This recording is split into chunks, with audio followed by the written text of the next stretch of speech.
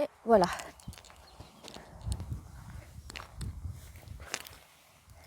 Salut tout le monde, je vous retrouve pour une nouvelle vidéo, la deuxième de la série un peu plus technique sur mon équipement et mes astuces en randonnée et en itinérance particulièrement. Et aujourd'hui, je voudrais aborder la thématique de l'hygiène et aussi des menstruations pour celles qui en ont. Voilà. Par quoi je commence? En termes d'hygiène, moi je m'embarrasse pas de beaucoup de choses. J'ai toujours du savon de Marseille ou du savon d'Alep avec moi. C'est ce qui est un peu le moins polluant pour les eaux. L'idéal quand on se lave dans la nature, c'est de ne pas se laver directement dans le ruisseau, d'avoir un contenant qui permet de se laver à l'écart du ruisseau pour ne pas polluer ses eaux. Dans la pratique, je n'ai pas toujours fait ça, mais j'essaye de le faire de plus en plus. L'idéal, c'est que je remplis ma poche à eau qui fait 2 litres. Je l'accroche dans un arbre pour faire ma toilette. Et ensuite, j'utilise la gravité pour me faire comme une mini douche, une douchette. Donc je me suis confectionné pour ça un petit gant. C'est la moitié d'un chiffon en microfibre que j'ai cousu. C'est pratique pour se rincer et pour se laver avec très peu d'eau. Donc là, si vous n'avez même pas accès à un ruisseau ou quoi que ce soit et que vous n'avez pas beaucoup d'eau, avoir un gant, c'est quand même vachement utile. Même quand il s'agit de se laver par exemple dans des toilettes publiques, ça m'a beaucoup servi notamment en Écosse par exemple où il faisait froid. C'était pratique de se laver à l'intérieur. Mon savon, bon souvent là c'est quand je pars pour 2-3 jours, je prends mon mini savon dans sa pochette en tissu que je fais sécher. Il y a sans doute moyen de trouver plus léger, mais pour ça me va bien. Et du coup, je prends un savon plus gros quand je pars pour plus d'une semaine. Parce que ça va vite ensuite, quand on doit laver ses vêtements, le savon il rétrécit vite. Quand je pars longtemps et que je suis vraiment en mode minimaliste, j'utilise du savon de Marseille ou du savon d'Alep pour me brosser les dents. Il faut s'habituer, c'est un peu désagréable au début, ce goût de savon dans la bouche, mais ça lave bien. J'ai ma petite brosse à dents, évidemment, dont le manche est coupé. Si je pars longtemps, j'ai également un petit, je crois que ça s'appelle un auriculi, c'est pour se laver les oreilles. Il en existe des en bois encore plus léger, mais le bois j'ai trouvé ça un peu plus agressif pour mes oreilles. Celui-là il est en métal. Soit vous avez un petit coton réutilisable, soit le gant que vous lavez après bien sûr pour enlever la cire, soit un simple petit bout de papier toilette. Quand j'ai mes règles et que je sais que je vais les avoir ou quand je pars longtemps, j'emmène ma cup qui est rangée dans une petite poche en coton. Et la cup, je l'ai utilisée dans plein d'endroits différents. Je l'ai utilisée pendant mon voyage en Asie du Sud-Est. Je l'ai utilisée dans les bois, en bivouac, et j'ai toujours trouvé ça très facile. Il suffit... En fait, le plus facile, c'est d'être dans la nature, parce qu'il y a toujours un endroit où on peut aller se cacher dans un fourré pour s'occuper de sa cup, la vider, la laver.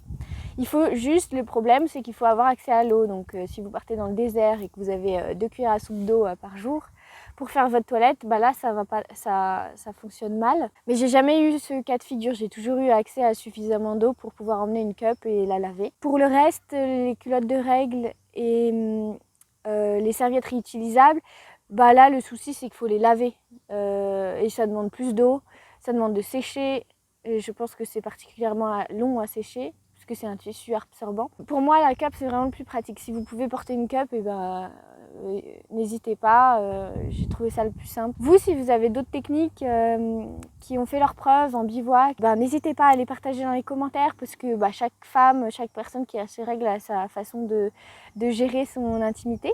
Je trouvais ça hyper important d'aborder ça. C'est intéressant de savoir qu'il y a cette problématique pour les personnes qui ont leurs règles et que du coup, il faut leur laisser du temps et puis de l'intimité pour gérer ça. Que c'est pas un problème, que c'est juste quelque chose dont on parle rarement et du coup ça peut paraître un problème insurmontable pour certaines femmes qui partiront pas en bivouac peut-être à cause de ça.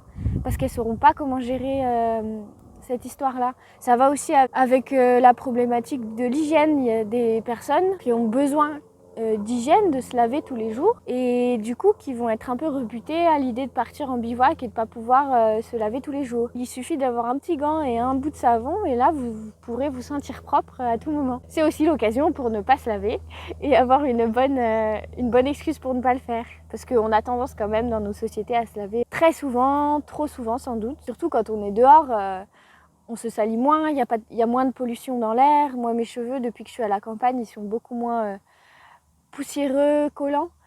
Et je vois vraiment la différence et quand je marche c'est un peu pareil, je me sens beaucoup moins sale. Après quand j'ai transpiré beaucoup l'été, c'est agréable de se rincer dans le ruisseau évidemment. Puis si on a des problématiques particulières comme des ampoules ou des petites plaies, bah là c'est complètement nécessaire d'avoir de quoi se laver. Mais sur quelques jours, voire une semaine ou deux, on va pas en mourir quoi. Et notamment en hiver où il fait très froid et on est dans la neige, on n'a pas envie de se laver et avec des sous-vêtements en laine et des vêtements en laine, on s'en sort assez bien. Ensuite, je vais aborder la thématique pipi-caca. Moi, j'utilise ça, c'est une Coola Cloth. C'est fait par les Américains, mais évidemment, on peut se le fabriquer soi-même. C'est du tissu très absorbant à l'intérieur. Ça ressemble à ça. Ça marche comme du papier toilette, mais juste pour le pipi.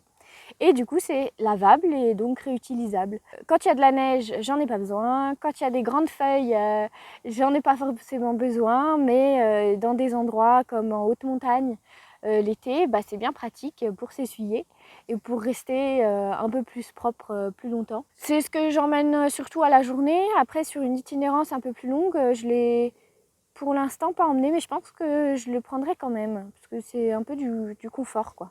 Dans la même thématique, c'est le pisse debout. Si vous en avez jamais vu, ça ressemble à ça.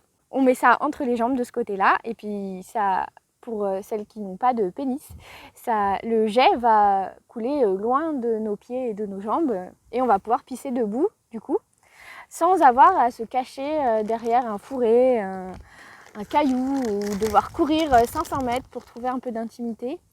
On est assez pudique, j'ai l'impression, en France, c'est peut-être pas le cas partout, c'est sûrement pas le cas partout. J'ai pas encore eu l'occasion d'utiliser beaucoup, mais je me dis en ski de rando, quand on est dans un groupe avec que des hommes par exemple, ou qu'on est pressé, et ben avoir ce pisse debout, ça peut être pratique. Parce qu'on peut faire comme les personnes ayant un pénis, on peut se retourner à 2 mètres des autres et pisser tranquillement. C'est peut-être aussi utile en expédition quand on ne peut pas aller faire pipi dehors parce qu'il fait tellement froid et que donc, du coup on doit pisser dans une bouteille. J'ai entendu dire ça, mais je ne l'ai encore jamais testé. Je pense que c'est assez compliqué et technique et puis il y a toujours le risque que ça fuite et du coup que le duvet soit mouillé. Donc c'est pareil, si vous avez eu l'occasion de tester, je serais très curieuse d'avoir votre retour. Ensuite, pour le caca. L'idéal pour le caca, c'est de faire un trou profond d'une dizaine de centimètres, de faire votre affaire et ensuite de recouvrir de terre et d'humus et de prendre un bâton que vous laisserez ensuite sur place, pas ça, et de mélanger pour que toutes les bactéries puissent faire leur office le plus rapidement possible et que du coup votre caca se dégrade rapidement. Donc il y a ça c'est Z-Pax qui fait ça, mais ça doit pouvoir se trouver sur d'autres magasins en ligne de matériel ultra léger. Ça permet de faire une grosse sardine également, ça permet de creuser, je sais pas pourquoi creuser autre chose, mais si vous n'avez pas votre pelle à neige et que vous êtes parti sur un bivouac par exemple où il y a un névé, vous voulez récupérer de la neige, bah c'est pratique. Évidemment, ça ne suffit pas comme matériel de sécurité en avalanche, hein. C'est pas avec ça qu'on va récupérer quelqu'un, mais bon, si jamais, c'est déjà mieux que rien. Et ensuite, du coup, là-dedans, j'ai toujours mon rouleau de papier toilette. Quand je pars longtemps, eh ben, le papier toilette, j'essaye de le brûler. Si c'est pas dans une zone où on n'a pas le droit de faire de feu, et en fait où ça craint de faire du feu parce que c'est très sec par exemple. Et si j'ai accès à des toilettes publiques ensuite, eh ben, je vais mettre mon papier usagé dans ce sac en plastique qui est refermable. Et quand j'arrive dans des toilettes, je vais les vider. Et c'est ce que je fais quand je pars à la journée. Comme ça, il n'y a pas de papier toilette sale dans la nature. Comme j'imagine, vous en avez déjà vu beaucoup.